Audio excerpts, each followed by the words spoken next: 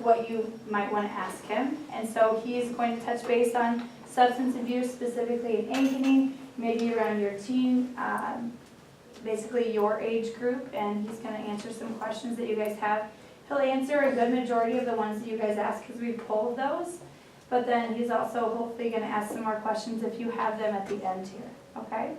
So he has come here to take some time to do this, and we really appreciate it. No problem. Okay, I'll leave the floor open to you. All right, well, I'll introduce myself first. My name is Lieutenant Brian Kroska.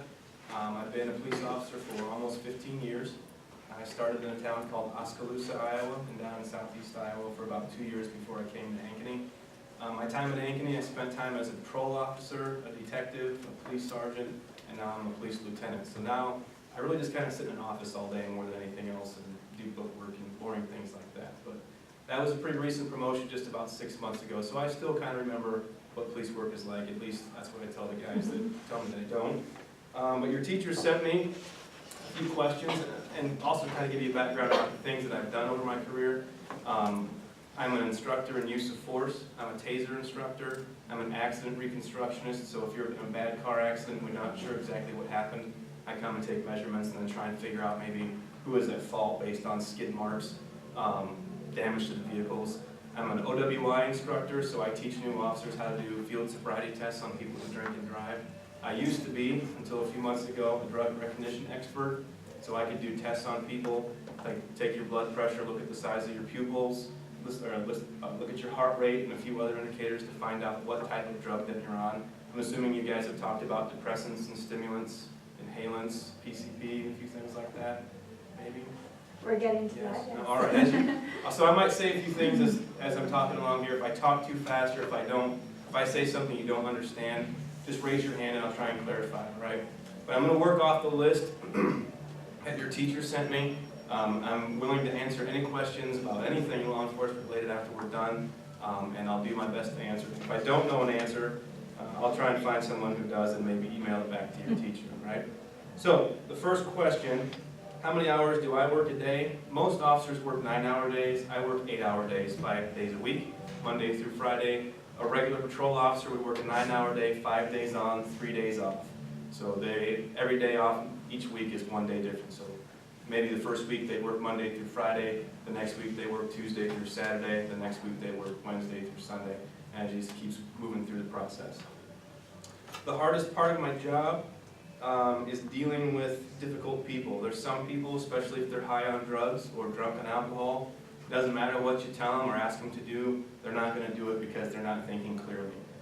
When people are impaired by things like that, they're not reasonable. If they're agitated anyway, if you're angry, your brain is what I go back to call the caveman brain. You're not thinking clearly. Like if you're in an argument with someone and you get emotional, you kind of go away from your cognitive part of your brain, your forebrain, and it goes back to your caveman brain. So when you're in your caveman brain, you're not thinking too clearly anyway, and then you put drugs and alcohol on top of that, people just don't care. They get pretty upset and they get hard to reason with because they're not thinking clearly. So I would say that's the toughest part of the job as far as things like that, is just dealing with people who are just unreasonable. How often do you get calls for drugs? I actually had our records department look that up because I didn't want to lead you guys astray by just guessing. So in 2014, because 2015 is still going and we haven't collected that data yet, so far we've had 89 calls that were flagged as narcotic activity or drug activity. And in 2014, we also had 298 drug charges. Now that doesn't mean that 298 people were arrested for drugs. It means that maybe one person got charged with 3 or 4 different drug crimes. So it could be a few less. So 189 calls drug related. And that could be a traffic stop where we found drugs in the car to someone calling that their neighbors in the same apartment building, they could smell drugs in the apartment. So that's how we get those type of calls. How often have you ever arrested someone who has done drugs? Yes, quite a few actually. Usually when someone commits a crime, they're either drunk or they're high, a more serious crime.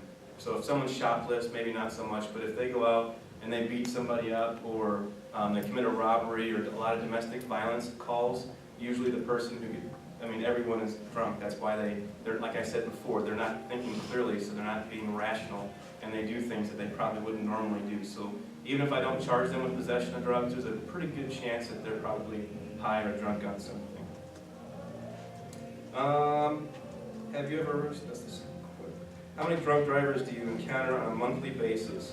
Well, again, our records department pulled that up, and in 2014, we arrested 155 people for OWI, which is actually down. So that's probably a good thing that our OWI numbers have been down the last few years. That means that people are probably taking taxis. Uber is pretty popular now, so that might be a reason why people aren't drinking and driving as much. So about 13 arrests a month is what we had for OWI. And that's down from when I was a police or a patrol officer, because I get maybe 8 myself years ago. So I think people are being safer. There's more options to get home, or they're just walking home, which is a good thing. So that's where we're at on that one. Are there a lot of substance abusers in the area you patrol? It's hard to say. If we don't get called for the call, we're usually not out looking for someone who is impaired. So if someone's just walking down the street and they look normal, we're not going to stop and talk to that person. If they're staggering down the street or they look like they're drunk, we might stop and talk to that person. But to just have a general idea as to how many people in one location of town are abusing drugs, that would be a hard number to get. I would just say it'd be safe to say that there's probably drugs in every part of town.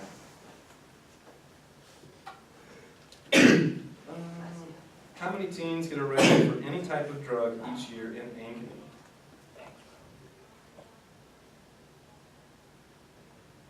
So of the 152 Ankeny arrests on 13 to 19-year-olds in 2014, 110 kids or teenagers were arrested for drug violations. In other words, 72% of the 13 to 19-year-olds arrested in Ankeny were arrested on drug charges. That's a pretty high number. A lot of times, though, even though you might get arrested for a drug charge, we put you into a deferral program. So as long as you basically have probation and you complete your deferral program, the charges will never see a court. So that's how we work with kids to keep some of these things off your records. Do we have a drug problem in Ankeny? Yes, most assuredly we do have a drug problem in Ankeny. I would say it's pretty safe to say that every town in America has a drug problem. 100%. It's everywhere, it's hard to stop, there's demand for it, and it filters through every part of our country.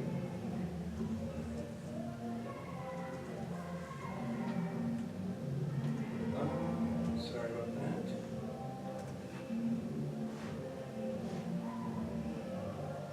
I jumped too far ahead on my screen.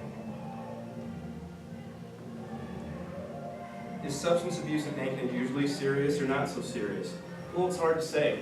I would say anytime that drug abuse is present for anyone, that's a serious problem because it affects you, it affects your family, it affects your friends, it affects your work, it affects your neighbors. So if you're abusing a substance to the point where you can't control it anymore, it's going to make your life harder than what it was before. You may think that it's making you feel better or that it's making you escape the problems that you're dealing with.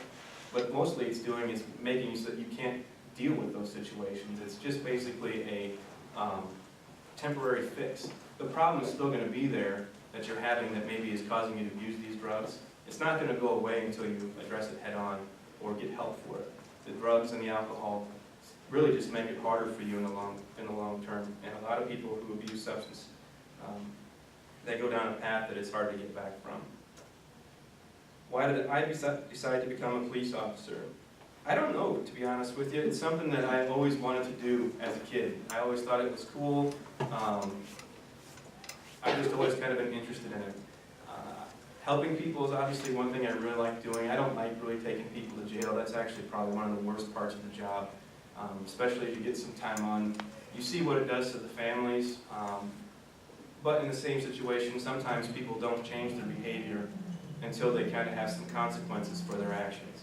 So unfortunately, you take somebody to jail, the court's going to give them consequences if they're convicted of the crime. But helping people, doing stuff like this I really enjoy doing, being involved in the community, those are all really fun things. There's not too many jobs that you can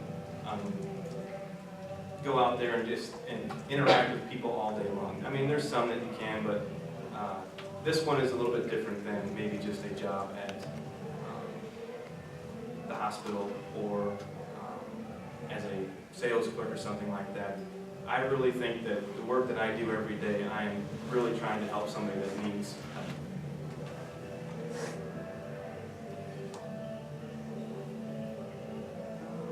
What are some actions taken against drunk driving?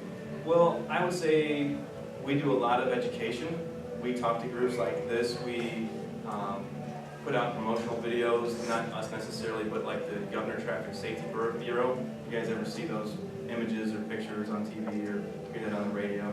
If you ever go to an Iowa State basketball game, anybody gone to an Iowa State basketball game? If you ever look up at the big screen and you see a trooper up there and he's like, wear your seatbelt on the way home, those are things that are paid for by the Governor Traffic Safety Bureau. So a lot of educational stuff. The overnight officers are very aggressive in their OWI enforcement. If they see you make a traffic violation or if you have an equipment violation, you're probably going to get stopped. And if you've been drinking, you're probably going to have to do field sobriety tests. And that's what we pay them to do. I personally, my cousin, when she was a senior in high school, was killed by a drunk driver. She was a passenger in the car. She got ejected and hit a fence post. And if you don't think that drunk drivers, you know, they're not hurting anybody, I guarantee you they're hurting lots and lots of people. And it might not just be the victim that they killed, it's the families, the friends, that all hurt because of it. So it is a serious crime. A lot of people don't think that it is, but a lot of people maybe haven't had a loved one killed by a drunk driver, or don't know anybody that has. What are the consequences for teens if they get caught doing substance abuse? Well, you could get arrested. Like I told you before, we're trying to get you into a deferral program, but if usually if you're a juvenile, those records they stay sealed. But it's not hard with the computers anymore and things like that. Facebook, if you put it on Facebook or Twitter, hey, I got arrested this weekend, that stuff stays on the internet forever. It's even better than like a criminal background check, because if it's on a computer somewhere, it's going to be there. Even if you think you deleted it, it's there forever. Trust me, we can get it somehow. But the consequences, long-term, short-term, maybe not so much. You might have some probation, some community service.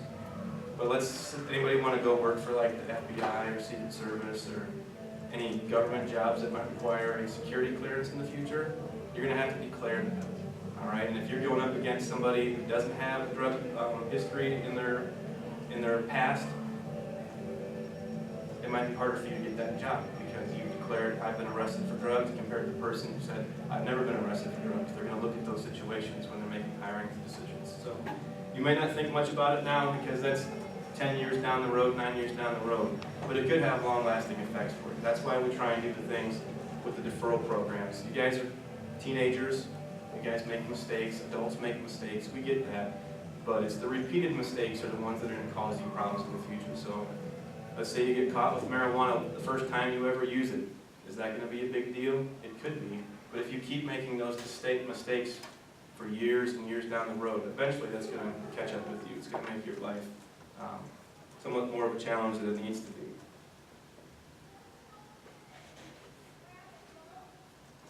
What is the one time that you needed to save a life? There's been a lot of times where I've tried to save lives. There's calls of people having medical issues, heart attacks, strokes, car accidents, and police officers, we're first responders. We have nowhere near the same training as, let's say, an EMT or EMS. So when we get there, we try and apply pressure. If someone's bleeding, we'll do CPR. We'll apply an AED, a tourniquet sometimes if they have the right training. But usually it's those actions that we take very soon are the things that can save a life down the road. I've done CPR a lot of times. It's not very successful, I'll be honest with you. Unless you start applying CPR within the first few minutes, it's really hard, especially for people who have heart attacks. There's a reason why that person had a heart attack. They may have a clogged artery, they may have some sort of heart disease, and that CPR won't necessarily make that situation any better. I've only had one, and I'm not all police officers, some had different situations. I've only had one save from CPR, and that's because the lady died right in front of me. Like you could see, she basically passed out and her eyes dilated, and she stopped breathing. So we started doing CPR on her, and we later learned that she survived. But there's other times where I've shown up, we have no idea how long the person's been down for. We just start doing CPR. They could have been down for an hour. You'll start to see things in the body if they've been down a little bit longer than that, and you know that CPR is not going to be worthwhile anyway. But it's still a good tool. It's better to know it than not, but it is a challenge. What is the biggest problem in Ankeny? I would say the biggest problem that we deal with, just from a calls for service mindset, is car accidents. That is the number one thing that the most calls for service that we have during a year is car accidents. I think last year we had around 1,400 car accidents, which is by far maybe like a few hundred more than the next highest call for service. So we deal a lot with people crashing their cars. And if we could stop that, then we wouldn't be quite as busy. Do you have any funny stories about on the job? A few, but I don't think I should share them. That's a joke. No, there's funny things like one that's probably PG. I was on the interstate running laser, so a lot of people think we have radars. We do still have those in our squad cars, but we also have lasers, which are a lot more accurate. I just pointed at the car, and I know specifically that it's that car. It was about 3 o'clock in the morning. I had a car, the only car going north on the interstate, at 115 miles per hour. So I get caught up to the car, I stopped them basically down by Bob Brown Chevrolet, and there was 4 people in the car.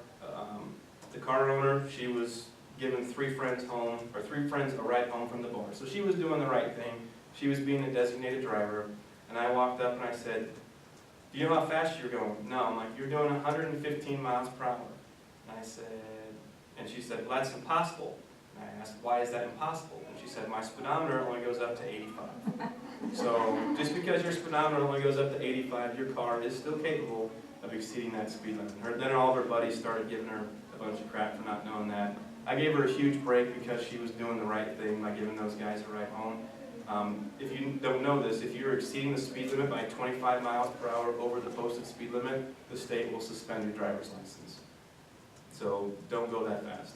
Anytime you go 20 miles an hour plus over the speed limit, they enhance the penalty for the cost of the ticket goes up a ton. So if you're in a 25 mile an hour zone and you're going 50 miles per hour, you're going to lose your driver's license. And you guys, as you get older, you're on those graduated driver's licenses anyway. Any violation can cause you to lose your driver's license for a few months, I believe. So just a word to the wise there. Have you ever been, how many people do you arrest a day? We average 3 arrests a day in Ankeny. Obviously we don't arrest somebody every day, but that's what it averages out to. Have you ever been attacked by someone under the influence? I would say the only people who have attacked me are people who are drunk or high. Like I said, they're not thinking straight anyway, and they do weird things. How often do you see underage drinking in Ankeny? Let me go back up here to my trusty numbers. We couldn't figure that one out, but it's pretty regular. I would say every weekend we deal with, not necessarily high school kids, but DMAT kids or other kids coming to town. What happens, they get into these big groups of kids, and more kids start showing up, which then draws the attention of the neighbors or other people, and then they call us. And if we get called, we go look to see what the problem is. And when you have that many kids in one small location, it's pretty quick to find out where the problem is. So I would say on a regular basis, every weekend we probably deal with some sort of underage drinking party. Not always Ankeny kids. A lot of times it's the DMAC kids, but it's usually when someone makes the neighbors angry or you guys are being too loud is when we get the phone calls. What happens if someone has drugs in their car? Well, if we know that you have drugs in your car, that gives us probable cause. And if we have probable cause, no matter how much you argue about it, we can search your car. All right. If we don't have probable cause, let's say the officer just asks you, "Can I search your car?" You don't have to allow that officer to search the car. You can say, "No, I don't want you to search my car." And if we don't have probable cause, we can't search it. But if I walk up to your car and I see a marijuana roach or a marijuana pipe or something that's used to ingest the drugs, or that you have maybe like people who use marijuana that use it in their car, they get shake all over the floor. If you guys know what shake is, we'll talk about it, or if you don't, basically it's just like the crumbs of the marijuana. when you grind it up, whatever, and you put it into your cigarette or your joint, it gets all over the floorboard, it gets all over the car seat. And if we see that, that technically still is marijuana, and that can give us probable cause to search the car. And so if we tell you to exit the car because we're going to search it, you better get out of the car because we have probable cause. The reason that we don't need a search warrant for the car is because there's a Supreme Court ruling, and we call it the Carroll Doctrine, that since the car is mobile, by the time we go and get a search warrant or apply for the search warrant and come back, the car will be gone. So it does us no good to have to go apply for the search warrant. So the Supreme Court has given us the ability that if you're in a car and we have probable cause to believe that there's drugs or some other crime has occurred inside the car, we don't need a search warrant for it. We're just going to search it. If we don't have probable cause, if the officer asks you, can I search your car? You don't have to tell him you can. You can say, no, you can't search my car. And they may just ask that anyway and then still have the probable cause to search it. But if they say exit the car, you have to get out of the car. That is a lawful command. You can't argue about that. The officer has the right to control your movements inside the vehicle. So if you're ever driving a situation and the officer says exit the vehicle, exit the vehicle. You can always argue about things after the fact. Your parents can call, you can go to court, you can sue the police officer for violating your Fourth Amendment right. I'll tell you this, arguing about it on the side of the street is not going to do a good thing. Wait till after the fact. File a complaint with the chief. Deal with it through court, but don't argue with the police officer on the side of the street. It's not safe for anybody. Because we don't know you, you don't know us. Most of the time, we're able to reason with people and convince them that, hey, we don't want to fight about this, just deal with it later. But that's what's going to happen. If you have drugs in your car, the officer has probable cause, they're going to search your car. If they have a dog with them, a canine, and they walk around your car with the canine and the dog alerts to the car, that's probable cause. They're going to search your car. So the best thing to do is what? Not have drugs in your car. The other thing too that you can get, you may not know that your friends have drugs on them or in their backpack, but if it's in your car and they leave their backpack in your car and you get stopped, even with your friend in the car, and the friend's like, this isn't my backpack, it's their backpack, it's your car, you're going to get charged with it because it's your car. So make sure you know who your friends are. Because you may think, and I'll tell you this from experience, you may think that this person is your best friend in the world, but as soon as the tables kind of get turned and they're feeling some pressure about getting charged, they don't want to get in trouble, they will turn on you. And they will say that it's your drugs, they will say that it was you that did it, or they will say something else like that. I've seen it with adults, I've seen it with hardcore criminals who've been in prison before, and are some very bad people will start ratting out their friends. All right, so just kind of remember who your friends are. If they're good friends, you might want to ask them if you know that they do drugs, and you don't, and they get into your car. You might want to, hey, no disrespect, but I don't want any drugs in the car. Do you have drugs? Yeah, get them out. All right? So you might want to think about that as you get older, because you might find yourself in that situation. Have you ever had to perform CPR? I answered that kind of earlier. Yes, CPR, I've done it multiple times. It's not fun. I think there was a question about that earlier. But what is it like to do CPR? You're going to break ribs. All right, when you press down, especially on elderly people, when you compress on the chest, the first thing you will feel is ribs breaking. It's gross. It feels weird. All right. The next thing, if you're not getting air into their lungs and it's getting into their stomach, which is a good chance that will happen, they will vomit. All right, that's why we have those bags, or the mask. We have bags now that we can do the chest or the breaths with, but we also have those pocket protectors. Even after they vomit and you've kind of cleared that airway and still use the bag or the mask, you will still taste their vomit. All right?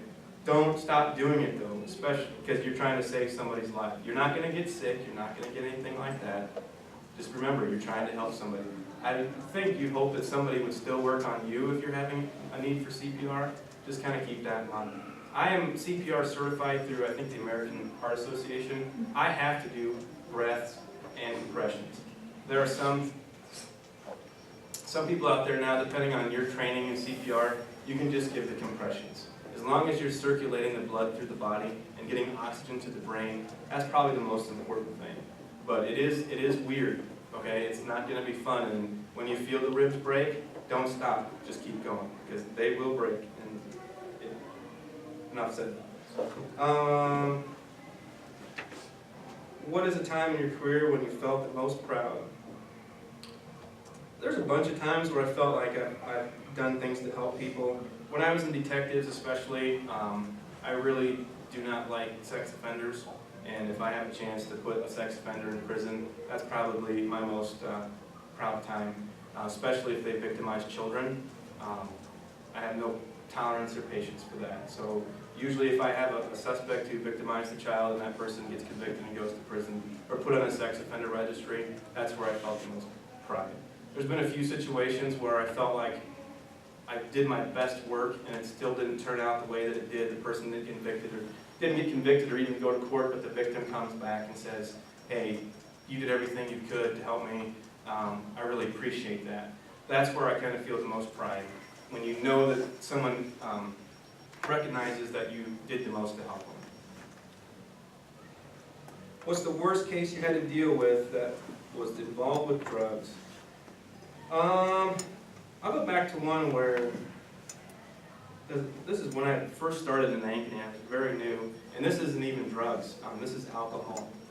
There were two guys at a bar that's no longer open in Ankeny. They got kicked out of the bar.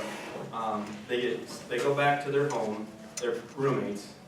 They get into a fight, or they caused a fight at the bar. The victim wanted to file charges on them for assault. We knew where they lived, so we went back to their home to see if we could talk to them about it. Well, they saw us coming, they turned off all the lights and locked the doors, and obviously they weren't going to talk to us. Well, about 10 minutes later, it's pouring rain, we get called back to the same house because neighbors had called. These two guys had gotten into a fight over probably us coming to talk to them about what happened up at the bar. And one of them knocked the other kid down and then jumped up in the air and drove his knees into the kid's head. And basically, that person will never be the same ever again at this point. So that kind of goes back to being impaired by drugs or alcohol. One person assaulted another and basically ruined this person's life. I don't know where he's at now. This is probably 12 years ago, but the kid was in bad shape when we got there. There's a thing, if someone is like this, or their hands are like this after they've had a severe brain injury, that's what happens. Someone will kind of seize up and their hands will come in like this. You guys ever see any big hits in football games where the person goes down and it's obvious that they're knocked out and their hands are kind of like this? That person just had a severe brain injury, and that's what this kid had on the ground. He was basically convulsing on the ground and seizing up because he was so badly injured by a person who maybe 20 minutes before that was his best friend, he was his roommate. And they got into a big fight and he messed the other guy up pretty bad. Where did you go to college? And what did you have to do to get to be a police officer? Well, I went to community college up in northwest Iowa. I got hired as a police officer very young. I was 20 years old right out of community college. I kept going to school. When I worked in Oskaloosa and ended up getting a bachelor's degree. And then when I came to Ankeny, I went to Drake and got my master's degree from Drake University. So my overall degree is in public administration. But what you have to be a police officer, basically you have to graduate high school, be 18 years of age, and then go apply with agencies. And once you get hired by an agency or a city or a sheriff's department, they'll send you to the police academy. The police academy is about 14 weeks long. After that, you have about 6 months of what we call field training, where you basically learn how to drive a police car and how to interact with people and rules and policies and procedures. I will tell you though, from firsthand experience, 20 years old is way too young to be a police officer. Get a degree. It doesn't even have to be in criminal justice. Get a 4-year degree in business or education or something that really interests you if you're thinking about getting into law enforcement, other than law enforcement. Because what you'll find is that from what this job looks like on the outside, if you really like it, and I want to drive cars and arrest bad guys, that's maybe like 3% of what we do. So if you get into this line of work and you decide that maybe it's not for you, and a lot of people figure that out pretty quick, you need that degree and something else to fall back on. Because a criminal justice degree, although it is a good degree and opens up some doors for you, it kind of locks you into a criminal justice related field. So get a different type of degree. If you think you want to be a teacher and a police officer, go get that education degree and then apply to be a police officer. Because we'll teach you how to be a police officer through the academy. And you can learn things in other degrees that are very beneficial in law enforcement. We've had accountants who do really good at detectives. If you want to be an FBI agent, I suggest that you get a degree in accounting, because they're gonna put you in some sort of organized crime task force where you can basically go find out how mobsters are laundering their money or gangs and things like that. So just diversify. Don't lock yourself in with a criminal justice degree unless you want to. I'm not talking it down. I'm just saying don't limit your options.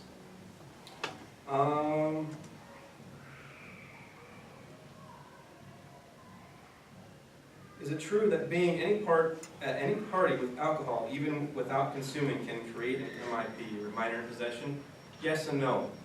We try and do a pretty good job of sorting things out. If you're in a car with a case full of beer and no one will admit that it's their beer, there's a good chance that either the car owner is going to get it or everybody in the car is going to get it, that MIP. If you're at a party and we go there, and this is how we usually operate, we say, who's been drinking? So if you raise your hand, we're going to put you in one side of the room. If you say, who hasn't been drinking? If you raise your hand, we're going to put you in another side of the room. And then if we ask you to take a PBT and you haven't been drinking, and you pass the PBT, which is a preliminary breath test, and it shows zeros, then good chance you probably won't get an MIP. But if you say, I haven't been drinking, and we say, we need you to take a PBT, and you say, no, I'm not going to take it, guess what's going to happen? You're going to get an MIP. All right? Because the only way we can verify that you haven't been drinking is that we give you the test to see that you had no blood alcohol level. We could walk in and give everybody a ticket that was there. We could say, everybody's here, we have 100 kids here, there's one bottle of alcohol, you're all getting tickets or something. We try and weed it out a little bit. All right? So the best way to not get an MIP is if you're at a party with alcohol, leave the party. All right? Especially if it's a big party. Because if you're at a big party, I would say like more than 15 people, there's a good chance the neighbors are going to call, especially when they can't see out of their driveway when they're trying to back up because your buddies parked their car right next to their driveway. Usually that's what causes people to call, is angry neighbors, because all the kids who showed up at the party are blocking driveways, clogging up the street, parking on both sides of the street. So, but the easiest way to avoid an MIP is don't drink.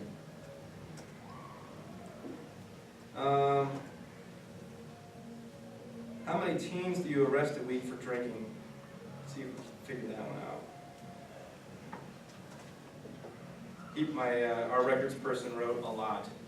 I don't know exactly what that means, but I would say, we probably refer a few every weekend that we get called to. What is my daily life like? Well, probably a lot like yours. I wake up, I work out, I eat breakfast, I go to work, and at work I work. When I was a patrol officer, I drive around, I'd be assigned a beat area, and then that would be my area for the day. All calls for service that come out in that area, I would respond to. A lot of the traffic enforcement we do, we try and do it based on complaints. So we have a list of areas in town where somebody's like, these people keep speeding down my street. So the officers work in that area, they'll go sit in that area and do some traffic enforcement. If I don't have anything like that in my area, I'll drive around and look for other violations, or I'll just paperwork. We're trying to improve our community outreach, so anytime